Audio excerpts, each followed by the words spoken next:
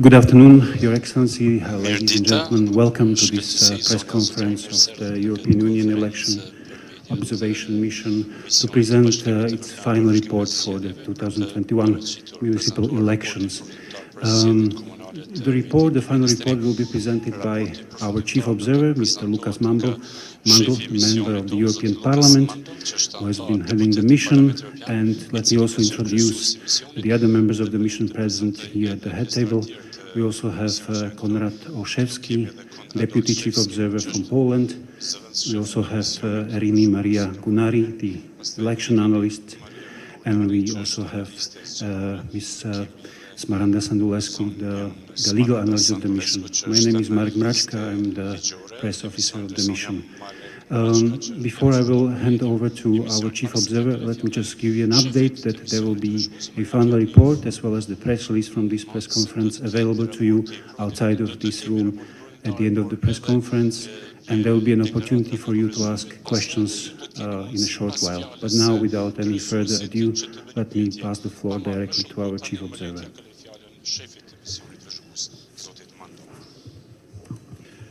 Thank you, Marek. Good afternoon, Your Excellency, Thomas Sunyok, EU Ambassador, distinguished members of the media, ladies and gentlemen. Thank you very much for attending today's press conference at which the EU Election Observation Mission will present its final report on the 2021 municipal elections. Before presenting the final report of our mission, I would like to express my gratitude to all our interlocutors during this return visit who gave myself and my team a warm welcome. And I would also like to thank the EU Special Representative Thomas Sunyok and the EU Office for their support and collaboration in preparing this return visit. Special thanks I want to give to the President for her invitation to observe these elections.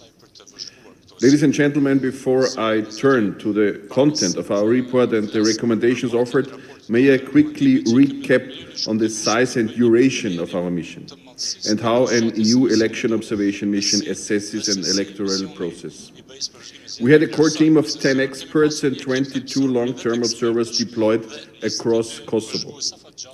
In total, there were 100 EU observers, including short-term observers, locally recruited short-term observers from the EU member states represented in Kosovo, and members of the European Parliament. Our mandate was to conduct an independent and objective assessment of the whole electoral process against international obligations and commitments for democratic elections, as well as the laws of Kosovo. This report brings together the findings and analysis of our observations of 3 months the mission was in Kosovo from early September until early December, and it includes 23 recommendations, some of which I will highlight in a short while. Now I will give a short summary of our assessment of the elections. A detailed summary can be found on pages 1 to 4 of the report, with more analysis in each of the chapters that follow.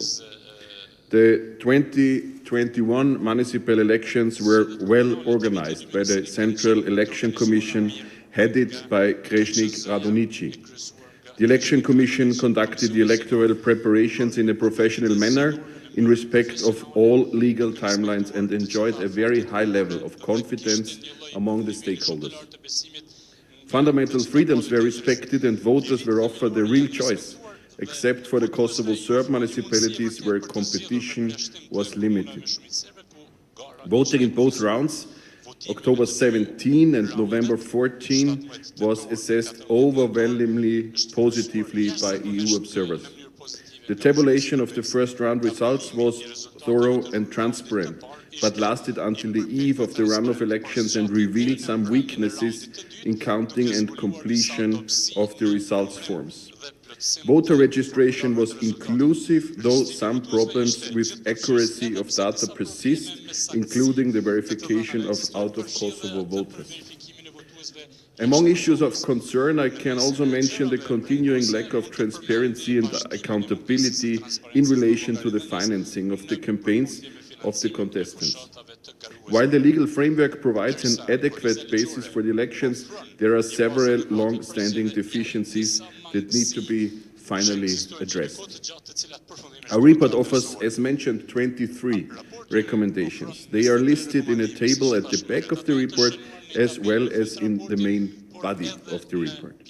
They cover all aspects of the electoral process, including the legal framework for elections, the conduct of electoral administration, voter registration, the election campaign, the media, social media, electoral dispute resolution, and the participation of women. I would like to focus on our 6 priority recommendations and few others. However, the order of the priority recommendations is not indicative of their weight or importance.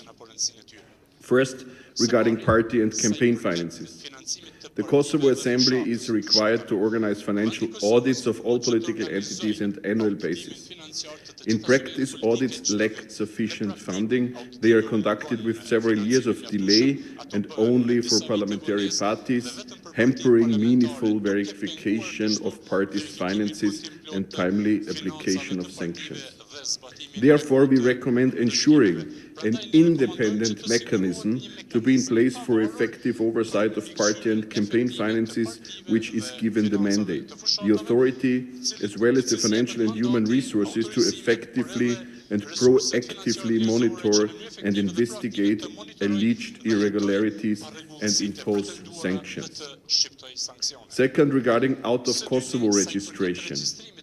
Despite CEC's efforts to prevent any fraudulent actions, the method of verification currently in place cannot fully guarantee the integrity of the process.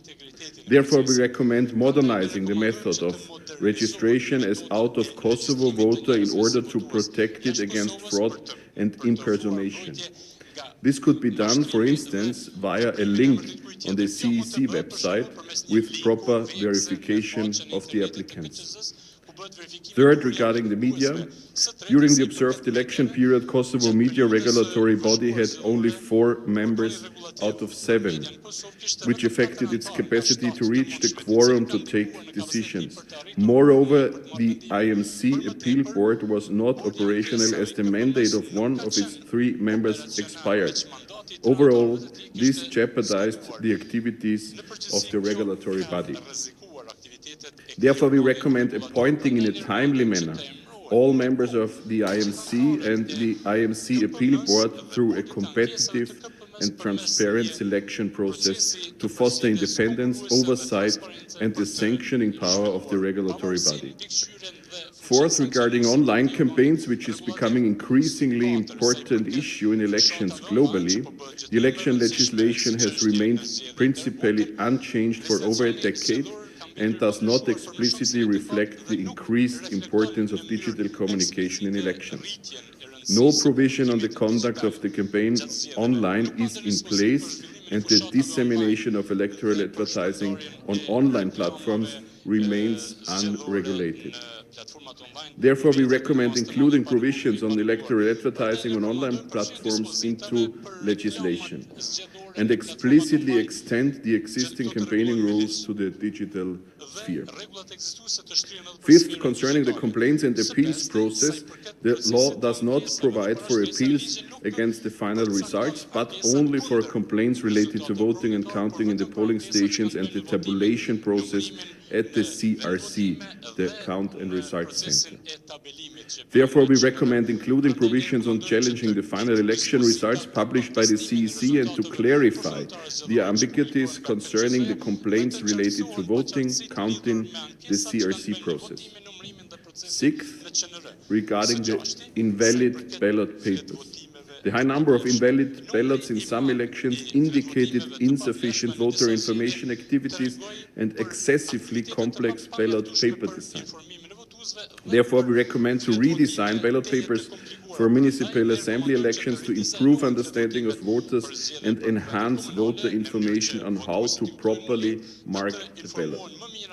These are the 6 priority recommendations, but let me also highlight a few other recommendations which are not less important for the process than those already presented.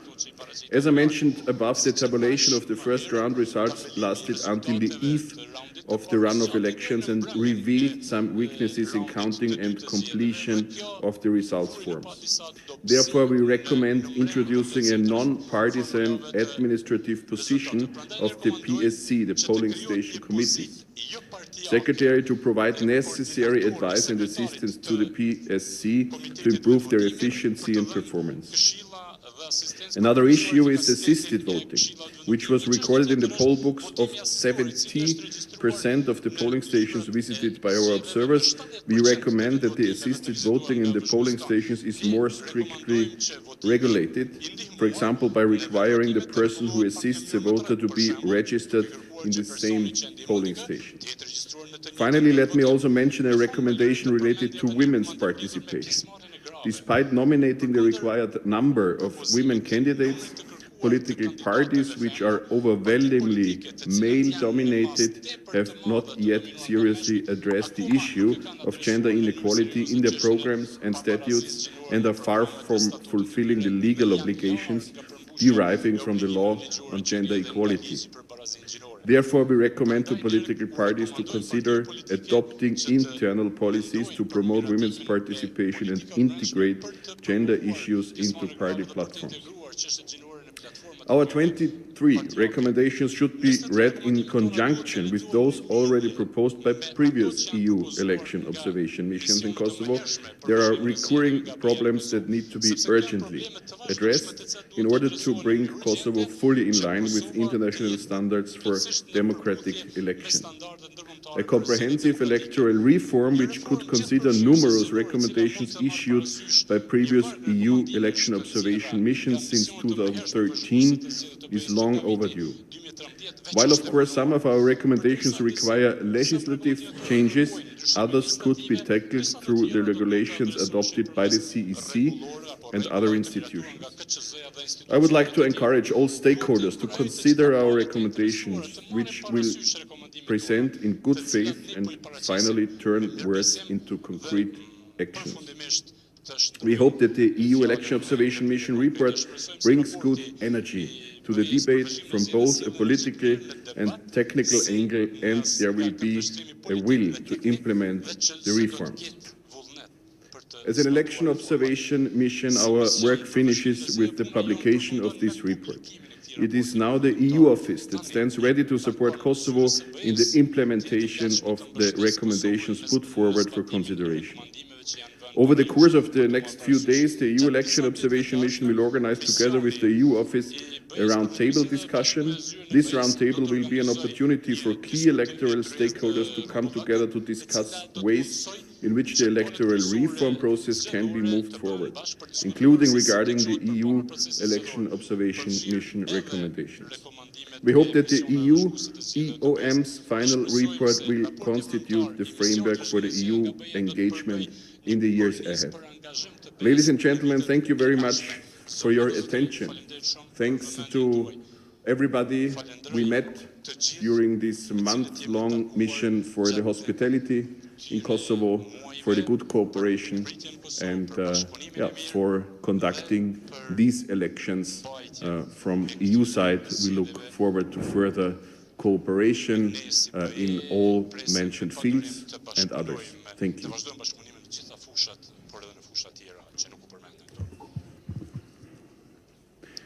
Now there is an opportunity for the representatives of the media to ask questions. If you have a question, please, if you can just indicate that and present yourself and media outlet which you represent.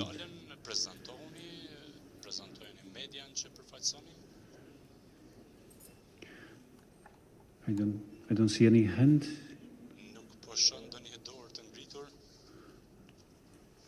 Presentation was comprehensive and detailed, so I think I just would like to really thank you very much for for being with us. And now, please feel free to pick up the final report and the press release outside of the room, and also you are kindly invited for coffee and drinks outside if you have time. Thank you very much.